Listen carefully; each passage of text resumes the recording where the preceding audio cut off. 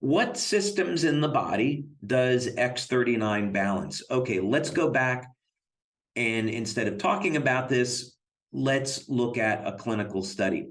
We're going to look at a double-blind placebo-controlled study we did starting back in 2018 using urine analysis. And this was a study with 50 people. And we wanted to look in a population of people that was over the age of 63. A reason for this is that stem cell activity declines dramatically over the age of 60. You could say a 60 to 80% drop in not only the number of stem cells, but when you're looking at the stemness, the functionality of those stem cells, their ability to release growth factors and repair tissue. Not coincidentally, there is a 60 to 80% drop in copper peptide after the age of 60. So the level of stem cell activity in the body quite closely parallels the levels of copper peptide. So what we did in this study is we wanted to look at immediate effects. This was very early on in the days where we were trying to determine whether or not X39 worked. So we kept the studies very brief. The idea is that if you're stimulating the body with light, we should see an immediate response. So let's take data at baseline after 24 hours of use, and then let's look at what happens after 1 week of using X39. Are there going to be any effects? And we certainly did find effects. So the first thing to know about X39 is that it improves the metabolism. And we see this show up in utilization of amino acids. So amino acids, of course, are the building blocks of proteins and peptides. And this is important because if we have a long-term injury, there's going to be inflammation, there's going to be damaged tissue, and we want to repair that. And the only way we're going to repair damaged tissue is that if we're making collagen, a protein, and that requires the synthesis of amino acids. So what we found was that you put X39 on, and it starts to increase the synthesis of and utilization of amino acids. So that's very, very important.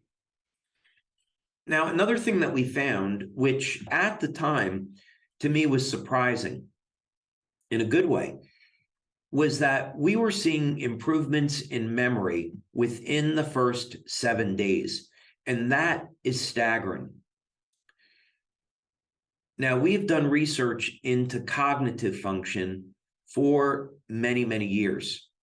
It's an obvious concern for anyone that's aging, which is 100% of the population, and especially for people after they get over the age of 50, when most people have experienced mitochondrial dysfunction, they've got undesirable changes in their hormones, and their memory begins to suffer for a variety of reasons.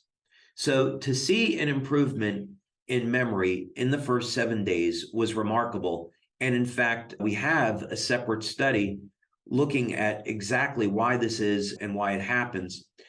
We also saw a reduction in blood pressure, which is great. So we don't make any blood pressure claims, but one of the things that we know is that X39 is certainly safe for cardiovascular health. And if you have low blood pressure, not to worry. If you have low blood pressure, you're not going to see a decrease in your blood pressure. This is relative to people with blood pressure that's higher than normal. Now, heart rate variability measures the ratio of muscle contractions in the 4 chambers of the heart. And we've done many studies on heart rate variability over the years, going back to 2005.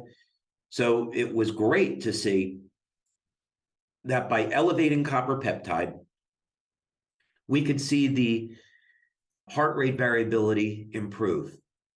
The rhythm of the heart improves. And there's a lot of benefits to that, not only for the heart, but for the nervous system.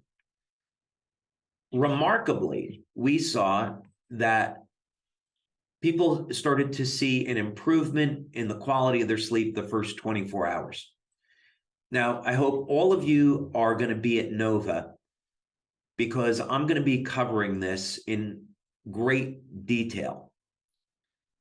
We're going to be doing an entire training on different types of health conditions and what type of options there are for you to resolve your health condition naturally. I'm not going to be making any medical claims about the patches. And anyway, come to Nova and you can see what we're going to talk about there. But one of the subjects I'm going to cover is sleep. So if you have insomnia or you're having difficulty sleeping, you're not sleeping more than 4, 5, 6 hours, there is definitely help available that's natural, that works great. You have so many options, and we're going to cover that in great detail in Nova. Okay, an improvement in vitality. So when we're looking at anti-aging effects in the body and we want to reverse human aging, it's going to all start with the ability of our cells to make energy, make and use energy. And that happens in an area of the cell called the mitochondria. And normally, as people age, the way they make and use energy and cell communications declines rather sharply. So what we saw was a very powerful anti-aging and age reversal effect with X39. It improves overall health and vitality the first week that you use it. Now, we know that X39 elevates copper peptide. We're going to show our first blood study, actually, that we did, and there's multiple blood studies that we've done. Copper peptide resets the genes to a more youthful state, 1/3 of the genes. So, of course, what we'd like to have is 100%. But resetting 1/3 of the human genome to a younger, healthier state produces remarkable effects. And we see that show up in our testing. X39 is also going to improve breathing. And that gets statistically significant as we approach 7 days. Those are some of the things that we have measured as benefits of X39, and there's many other health benefits. Another way to look at this, when we talk about what systems in the body does X39 balance, you can see that this is a systemic effect. X39, because it improves memory, it's improving the health of the brain. X39 is improving heart rate variability, so it's good for the heart. X39 is improving utilization of amino acids. We find proteins throughout the entire body. So copper peptide is going to have systemic effects. Let's look at 2 public domain published studies on copper peptide.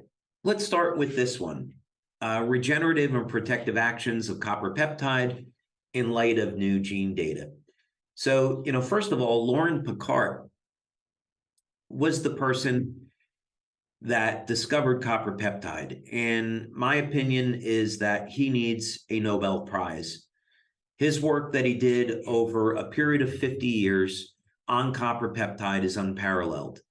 He was the first one to make the observation that you take old liver cells from someone that's 80, and you put them in the blood of someone young and healthy, and those old cells start to function like younger, healthier cells.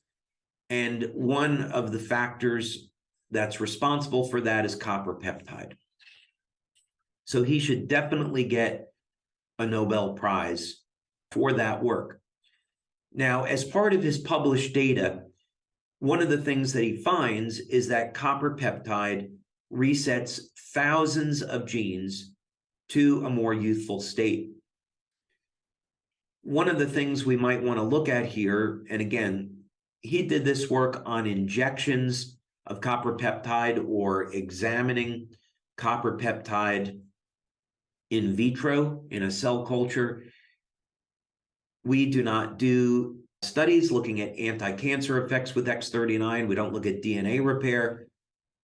These are medical claims, so we don't do that type of research.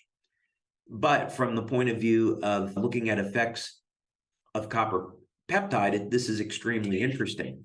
So when we see people get a reduction in stress and anxiety with X39, and especially the combination of X39 and Eon, we can point to clinical data to see, okay, that makes sense.